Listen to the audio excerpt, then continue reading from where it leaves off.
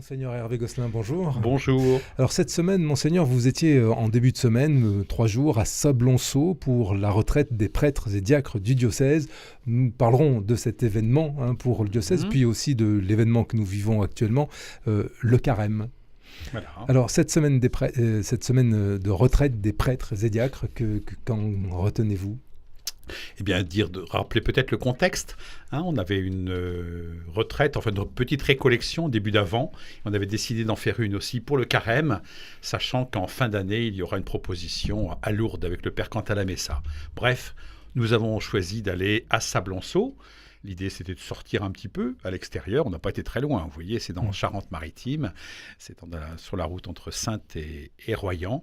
Une vieille abbaye bénédictine et qui est occupée maintenant par le chemin neuf, la communauté du chemin neuf. Donc, une récollection avec on était 23, 24 en tout, prêtres, et il y avait 2 diacres également qui étaient présents. Et le thème, c'était de pouvoir nous mettre en carême, tous ensemble. Je pense que le contexte est suffisamment difficile pour nous dire que nous avons aussi besoin de nous recentrer sur l'essentiel et ne pas simplement ressasser nos difficultés, mais pouvoir nous aérer, pouvoir prendre du recul avec la parole de Dieu et la prière. Donc cette prédication, j'ai assuré, voulait donner du sens en disant il y a une joie profonde qui doit être celle d'être chrétien et qui nous faut sans cesse retrouver. Donc je crois qu'on a vécu un bon temps ensemble, à la fois liturgique avec des offices et puis on était en silence la majeure partie du temps, mais être en silence quand on est ensemble, c'est aussi très habité, j'allais dire. Donc c'est aussi une manière de faire la communion. Nous avons besoin de ces temps-là pour, faire, entre guillemets, le presbytérium. Le presbytérium, c'est l'ensemble des prêtres et des ministres ordonnés. Comme on fait l'Église, et c'est sans cesse une attention particulière que nous devons avoir. Donc je crois que la dimension spirituelle de se mettre en prière est un bon moyen. Je pense que, moi personnellement, en tant qu'évêque, ça m'a fait du bien que de pouvoir être avec les prêtres à la campagne. Alors, une fois n'est pas coutume, mais tout à l'heure, en deuxième partie d'émission, Monseigneur, le diacre Bruno Le Maire sera avec nous pour parler du colloque sur le handicap la semaine prochaine. Bruno Le Maire, bonjour. Bonjour. Vous êtes donc ce diacre. Oui. La semaine dernière, vous étiez à cette récollection. Oui, très belle. Qu'est-ce qu'on peut en dire ? Très très belle récollection où vous nous avez, Père, recentré sur l'essentiel, sur les sacrements d'initiation, avec des thèmes très actuels. Enfin, c'était un très très beau temps de ressourcement, d'aussi être fraternellement avec les prêtres. Et puis c'était un très très beau temps. Et puis c'est une belle abbaye que j'ai découvert. Un très beau lieu. Et puis je pense que mon idée, c'était effectivement de nous rappeler tous, moi y compris évêque, quand c'est Saint-Ambroise qui disait avec vous, je suis baptisé, pour vous, je suis évêque. Donc ça veut dire aussi, c'est retrouver notre baptême, parce que c'est notre être de baptisé qui a besoin de conversion, c'est-à-dire de se convertir en tant que carême. L'évêque aussi, le prêtre aussi, comme ministre, mais avant tout l'enfant de Dieu qui peut très très bien s'éloigner de la maison du Père. Donc voilà, c'est un peu... Mais se convertir comment ? Enfin, le prêtre est déjà converti, j'allais dire. C'est pas si sûr, et l'évêque a encore besoin de se convertir. La preuve, c'est qu'on n'est pas toujours dans la paix et la joie de Dieu. Or, si on l'était vraiment, on y resterait. Si on était saint, ça se saurait. On l'est pas, donc vraiment, non, on a besoin, on s'éloigne, mine de rien, parce qu'on est trop inquiet, parce que les préoccupations font qu'on oublie l'essentiel, et puis on n'a pas trop le temps de prier, etc. Donc je pense qu'il faut vraiment, c'est une nécessité de pouvoir se dire, nous avons aussi besoin de changer. D'ailleurs, c'est le titre que je vais vous lui donner, tout peut changer. Tout n'a pas besoin de changer, mais tout peut changer, et repérer ce qui a besoin de l'être, pour pouvoir à la fois être plus dans la clarté, la lumière de Dieu. Et alors ce temps de récollection, de retraite, de silence permet de se rapprocher de Dieu ? Ça permet de se rapprocher de Dieu, ça permet de se rapprocher des frères, ça permet de se dire qu'on est vraiment ensemble, que c'est quelque part laisser le Seigneur nous souder dans notre diversité. Elles sont nombreuses et c'est une richesse pour pouvoir mieux servir à l'église de Charente. Donc je sais qu'il y a beaucoup de paroissiens et de diocésains qui ont prié pour cette pour cette réco, sachant que leur prêtre, entre guillemets, était parti quelques jours, 48 heures. Voilà, donc je rends grâce à Dieu pour ce temps. Mais tout ça en silence. Oui, alors pas le repas du début, pas le repas de la fin, ça a été Saint-Joseph, donc on a fêté Saint-Joseph, le repas a été amélioré, il y avait même une plaie de vin, et puis voilà, on a reparlé, donc on était heureux de pouvoir de nouveau échanger. Mais le silence n'est pas du tout une punition, c'est au contraire se retrouver soi-même, comme je crois on le vit dans la spiritualité chrétienne. Le temps de carême, c'est un temps aussi propice au silence. Oui. Alors, c'est vrai que là, je crois que, j'allais dire, si je reparle de la récollection, être dans un beau lieu, d'avoir une nature un peu abondante, fleurie. On voit que ça commence à pousser, il y a une poussée de vie là qui est extraordinaire en ce moment. En plus, c'était le printemps cette semaine. Alors, ça ne change pas grand-chose dans 24 heures, ceci dit, se dire on est au printemps et on le voit, on le sent, on sent que la vie fait renaître ces branches qui paraissaient un petit peu mortes. On est vraiment dans la dynamique spirituelle de cette renaissance. On pensait que peut-être tout était fini, ça c'est Claudel qui le dit, on croit que tout est fini et voici que le rouge-gorge se met à chanter. Et je me dis, là on entend un chant d'oiseau, c'est extraordinaire, d'avoir la lumière du soleil quand on se lève parce que les jours rallongent, de voir toutes ces fleurs qu'il y a, les jonquilles, les primes verts. Je crois qu'il faut pouvoir s'en nourrir pour s'extasier de la beauté de la création, d'une part, et puis se dire en carême, c'est ça aussi l'essentiel, se dire, voilà, la vie est là, nous en profitons, nous pouvons nous en réjouir. Le carême va avec une joie intérieure profonde qu'on peut dégager, une joie intérieure, certes par le silence, certes par une forme de méditation. Et je crois aussi, c'est ce que ces jeûne, prière, partage, c'est quelque part la joie dans une forme de dépouillement. C'est-à-dire, c'est pas l'abondance, mais c'est on se ressente sur l'essentiel et qui nous réjouit. Et qu'on n'a pas besoin forcément de consommer davantage pour être plus heureux. C'est même au contraire un piège. Donc là, de se dire, on peut très très bien être au pain et à l'eau et savourer l'eau comme un délice et manger son quignon de pain en disant « j'ai tout ce qu'il faut pour vivre, tout va bien ». Monseigneur, vous avez parlé de se réjouir de la beauté de la création. Et ce carême, l'ouverture de l'entrée en carême a coïncidé avec les marches pour le climat, pour le collectif La Charente se bouge pour la planète. Il y avait les jeunes aussi, la marche mondiale de la Terre. Il y a un lien, cette période, c'est le moment d'y penser. Oui. Quand effectivement le pape, avec sa lettre Laudato Si, nous parle de cette écologie humaine intégrale, c'est mettre l'homme au cœur même de la création. Dieu dit, et cela était très bon, il le dit lorsqu'il voit l'homme dans la création. Donc ce n'est pas séparé de la création. Donc nous avons une création dont nous sommes simplement les gérants, nous avons à les transmettre aux générations futures et les générations à venir. Et puis, alors que nous puissions, les uns et les autres, nous avons besoin d'énergie, nous dégageons des déchets, etc. Tous, du fait de notre vie privée, de notre vie professionnelle. Il faut le faire de manière raisonnée, pour ne pas intoxiquer la planète de manière indue et le faire avec tout ce que peut apporter aussi les sciences comme connaissance même pour que nous soyons responsables. Parole à notre évêque, responsables Denis Charbonnier, de cette belle création RCF que le Seigneur Charente. nous a donnée.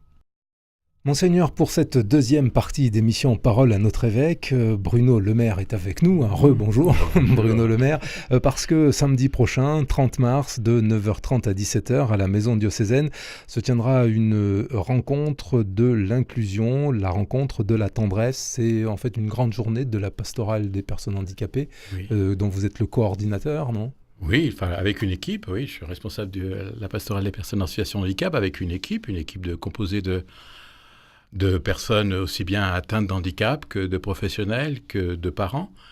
C'est notre deuxième colloque. On en a fait un l'année dernière et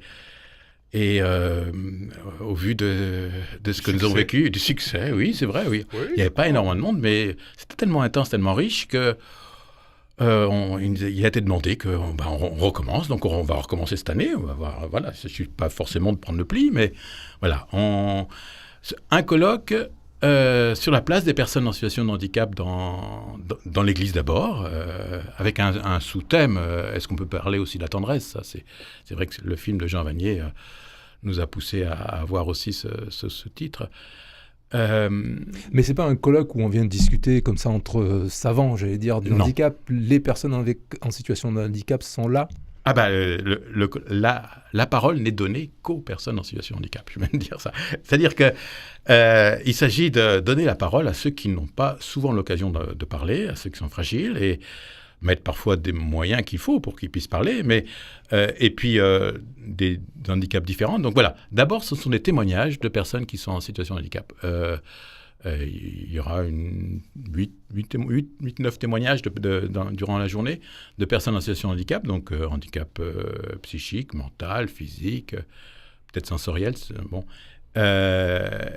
qui donnent leurs témoignages de vie, témoignages de foi, témoignages comment, à travers ce qu'elles vivent, elles occupent réellement une place dans la société et dans l'Église, et c'est important qu'on lui donne toute la place nécessaire, qu'elle participe activement. Parfois, on leur met un peu des bâtons dans les roues. Donc, on verra aussi comment avancer sur cette pastorale des personnes en situation de handicap. Mais ce colloque est fait pour leur donner la parole, pour qu'on puisse entendre un témoignage. Jean Vanier qui dit « ils sont nos maîtres dans la vie ». Se mettre aussi à leur écoute. Ce colloque s'adresse à qui alors, Bruno? Excusez-moi de vous couper la parole. Mais à tous ceux qui veulent se laisser former. On n'est pas obligé d'être handicapé ou à tous ceux qui on veulent a tous se nos faire fragilités. Non, bien sûr que non. Ouais. Mais à tous ceux qui veulent se laisser former par une parole, peut-être qui n'est pas habituellement, c'est surtout c'est pas forcément eux qui parlent d'abord. Donc d'abord se laisser former. Et puis il y aura aussi, tout le monde s'exprimera parce qu'il y aura des groupes de parole. Il y aura des groupes de parole, donc tout le monde aura les moyens de s'exprimer. Vous parlez de formation en humanité, c'est ça? Oui, quelque part, oui. C'est vrai que ce colloque, il s'inscrit d'abord, au départ, dans le cadre d'une formation de ceux qui sont dans la pastorale de la santé. Cette année, ça s'inscrit aussi dans ce... Mais pas forcément, c'est à toute personne... oui, une formation en humanité, tout à fait, oui. C'est vrai que ces personnes, dans leur ardeur de vivre, nous disent quelque chose d'essentiel, nous invitent à vraiment aller à l'essentiel. Il y a quelque chose de fort et de profond. Et voilà. Monseigneur? Oui, je trouve qu'on est tout à fait dans le thème. On parlait tout à l'heure du carême. Il me semble que là, en se recentrant sur l'essentiel, quand l'enseignement de l'Église parle de l'option préférentielle pour les pauvres, c'est pas simplement parce que les pauvres ont besoin de nous, c'est parce que les pauvres vont nous donner une parole dont nous avons besoin. Et s'il y a un colloque dans le cadre de cette pastorale des personnes handicapées ou fragiles, c'est aussi parce que nous avons tous besoin d'entendre ce qu'elles vont dire, car là, il y a une parole qui va être... dont nous avons besoin. Donc je souhaite qu'effectivement toute l'Église de Charente, nous entendions, alors ici pendant ce colloque ou alors ailleurs dans les doyennés, la parole des pauvres afin qu'elle soit déterminante dans les orientations prises. Il n'y a pas simplement un axe solidarité dans nos orientations diocésaines, il y a une volonté d'entendre ceux qui ont quelque chose à dire. On est vraiment là au cœur de l'Évangile, me semble, pour le carême. Et les inscriptions se font un peu attendre, donc ça serait bien que c'est important. C'est important. Oui, c'est important. Et donc, jusqu'au dernier moment, il faut vous inscrire. Pour le repas, c'est vrai, on se débrouillera, mais c'est vrai qu'il faudrait mieux s'inscrire avant jeudi pour le repas, parce qu'il y a un repas au milieu, mais sinon on se débrouillera de toute façon. Il faut commander la viande. Sinon, on a l'habitude de dire que les personnes en situation de handicap nous apportent beaucoup, enrichissent. Est-ce que c'est cliché ou pas? Comment vous jugez ça, Bruno Le Maire? Ce qui est certain, c'est que les personnes en situation de handicap déplacent notre regard, au moins là-dedans. C'est-à-dire que nous invitent à voir autrement, alors, certaines de nos priorités, certaines de nos préjugés, certains, oui, parce que quand on voit une personne en situation de handicap, après, on a quelques... On peut avoir quelques réactions et on s'aperçoit qu'elles ne sont pas tout à fait ajustées. Donc oui, la rencontre avec une personne en situation de handicap nous invite à la patience, nous invite à revoir nos jugements, nous invite, oui, à une certaine conversion, oui. Alors, c'est ce qu'ils disent aussi, ces personnes en situation de handicap, qu'ils peuvent changer ce monde? Ça c'est une question importante. Ce qu'ils disent... Ils disent un témoignage de vie, simple, parce que c'est vrai que la plupart sont simples, humbles. Hein. Il y a des gens différents, mais en tout cas, ils donnent un témoignage de vie, un témoignage de foi aussi. La plupart donneront aussi un témoignage de foi. Je tiens à préciser que ce colloque organisé donc, par la pastorale des personnes en situation de handicap, donc le diocèse, il est ouvert à tout le monde, pas forcément chrétien. On commencera par un temps de prière, on finira par l'Eucharistie que vous présiderez, Monseigneur, mais voilà, il est ouvert à tout le monde parce que le sujet intéresse tout le monde, la place de la personne en situation de handicap dans nos communautés, dans la vie. On parle d'inclusion, quelle place pour les personnes en situation de handicap dans la société et dans l'Église. C'est bien les deux aspects qui seront abordés. Le sous-titre, c'est la tendresse, peut-on l'évoquer? Alors, derrière tendresse, il y a aussi cette empathie des fois, ou comment dire, cette bienveillance qu'on a souvent, un peu exagérée face à une personne handicapée. Faut-il ou pas? Oui, c'est une attitude un peu ajustée par rapport à cette personne-là, oui. Enfin, faut-il... Après, justement, Jean Vanier, dans son film... c'est pas le film de Jean Vanier, mais c'est lui qui est présenté dans ce film, et qui ose, juste au milieu du film, lâcher le mot « le sacrement de la tendresse », en plein milieu du film. Et qui aussi nous ouvre aussi à voir autrement les choses, autrement, même à lire l'Évangile de manière différente et à rencontrer les personnes de manière différente. Oui, Jean Vanier parle du sacrement de la tendresse. Je pense que oui, effectivement, les personnes qui soient, je veux dire, handicapées ou lorsqu'on peut être fragilisé pendant un moment, par exemple pour un arrêt quelconque, eh bien, ça permet de tirer un petit peu le meilleur du cœur de l'homme. Une société, je veux dire, s'humanise à partir du moment où elle prend en charge ses membres les plus faibles, et les membres les plus faibles vont dans le sens de l'humanisation d'une société. Contrairement à l'efficacité, la brillance, qui va dans le sens et qui va nous emmener vers la robotisation. Je veux dire, les personnes les plus humbles, fragiles, nous rappellent cet essentiel du cœur de l'homme. Donc, je crois tout à fait, complètement. Donc, c'est vraiment une journée où vous ne perdrez pas votre temps si vous venez. Exactement. Une formation en humanité, tout à fait. Formation en humanité, exactement. Tout à fait. Monseigneur, on peut parler de bioéthique quand là, ce que vous venez de dire, vous parlez d'informatique, je pense, oui, d'appareillage. Oui, je crois que là, il y a un chemin d'humanité, un chemin d'humanisation qui est essentiel. Il faut qu'on se rappelle un peu le cœur. Et le cœur, c'est qu'on a besoin les uns des autres et qu'on n'a pas obligé d'être parfait sans défaut pour être aimable et pour être capable de donner de l'amour. Donc, à la fois, n'ayons pas peur, effectivement, de cet amour qui va au cœur même de la vie du chrétien, bien sûr, mais de tout homme qui recherche le bonheur.